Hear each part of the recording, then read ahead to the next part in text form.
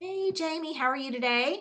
Hey, doing wonderful. How are you, Jennifer? Fantastic. We've got Jamie Hart here today, branch manager for Supreme Lending, Mid-South region. Did I say that right? Yes, ma'am. You got me. Awesome sauce. Well, fantastic. We want to talk about some things that are going on with lending and real estate and just sort of set the record clear for what's going on in the market in general. You and I had a great chat backstage just now. We were talking about some things. What are you seeing like with rates and in your neck of the woods? So, for the last few weeks, rates have been dropping, which has been the most positive news of 2023. Yay, rates are going down. I've seen rates come out of the sevens and go down in the sixes for some programs. So, it's a phenomenal time right now for rates and the market getting better.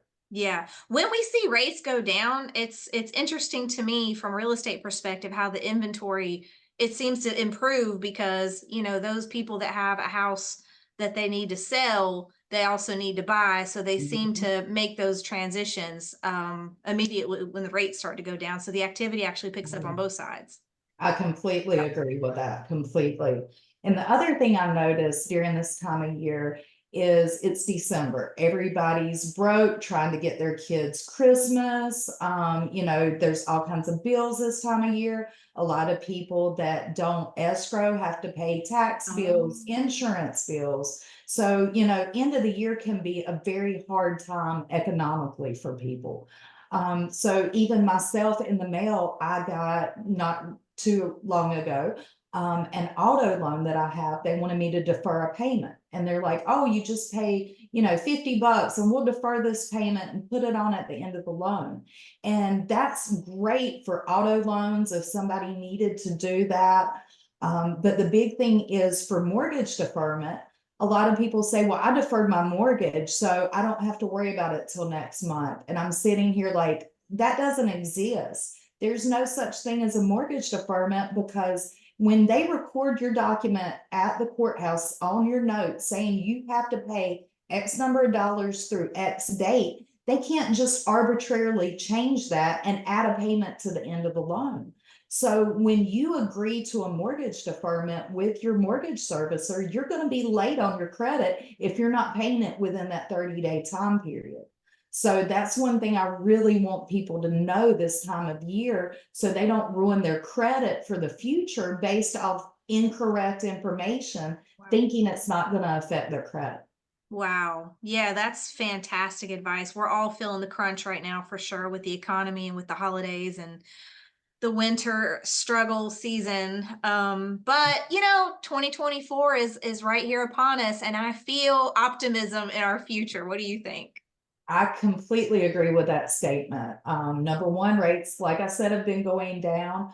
But the other thing is, this coming up year is an election year. So that always makes for a huge change in our real estate world as far as interest rates, inventory, and how it affects the general public. Just an election year is huge when it comes to our business. Yeah, and I think that's an important point, but in terms of like exactly what that means for a homeowner that wants to buy or maybe a homeowner that wants to sell or maybe just a first-time home buyer, what do you think that means to them that it's election year? How would that affect them? So fourth quarter, going into end of third quarter and into fourth quarter of 2024, once it gets closer to election time, you're going to have your politicians trying to stay in office. So they're going to want to go in and try to lower rate and make themselves look good. And as we know, since the previous president to the current president, even though I'm not going into politics, anyone, um,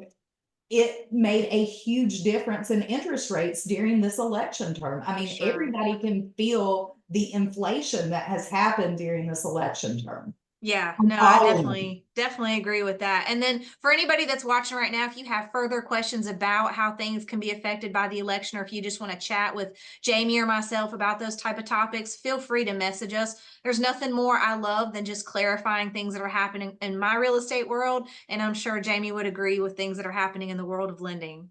Absolutely, And I mean, completely also agree. for the record too, like you and I were just discussing before this video, there's not a market crash coming up. And we just wanted to kind of finish up with this topic because I can't say it enough. What are your thoughts on the market crash coming? So everybody keeps talking about, oh my gosh, there's going to be this big, huge crash like 08, 09. There is not. Our conditions, our market conditions are nowhere near like they were in 08, 09. So during that time, we had more inventory than we had buyers at that. Exactly. And we are nowhere close to that. We have extreme minimal inventory compared to buyers right now. So we are under inventory. So we are not going to have any type of crash. Prices of homes are not just going to go down. Once you see rates go down, you're going to see home prices increase I even think more so too. Yeah, and because it would take quite a bit of inventory to come on the market in 2024 to offset the number of buyers and the demand. I mean, in order for completely it to agree. be like 2008, it would have to be a lot of properties. I don't know, like statistically exactly how many, but there's such a demand for houses. And if with the rates going down, the demand is going up, there's just no way this market is crashing or that prices are coming down.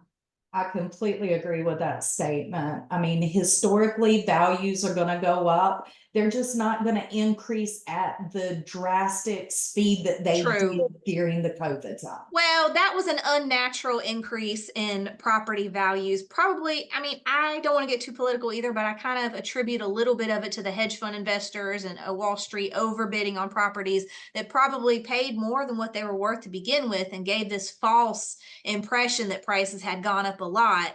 And now you see those same investors aren't offering what they were a year ago. So that's just my two cents on that.